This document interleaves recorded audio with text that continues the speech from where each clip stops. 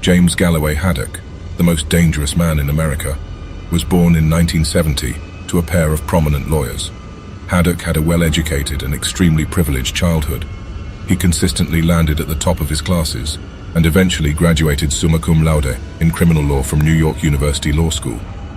After graduation, Haddock pursued a stellar legal career, becoming involved in his parents' high-profile law firm and even briefly clerking for the Chief Justice of the Supreme Court. Things were going well until his life came crashing down in the 2008 collapse. First, his parents' legal firm slumped, and their wealthy lifestyle evaporated. Then, his mother died of a heart attack, induced, Haddock believed, by the stress of losing everything she had ever had. Outraged, Haddock personally brought lawsuit after lawsuit against the bankers and businessmen that he believed caused his mother's death, but they were consistently swept aside, shut down by the legal protection of Washington. Haddock nearly bankrupted himself before he realized the fruitlessness of his endeavor and decided to bide his time until he could wreak vengeance against those who wronged him like so many others.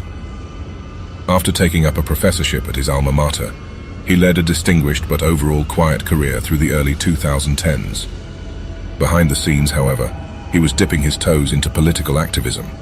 He was briefly a card-carrying communist until he left the CPUSA, dissatisfied with their lack of initiative and vision for the future. After a few years of political nihilism, he finally came to an epiphany and found his driving political conviction: stability above all, and in the name of stability, the establishment of the eternal state. Haddock set about creating his own party, the Eagle's Spirit Party, and his silver tongue and sterling reputation saw it grow rapidly.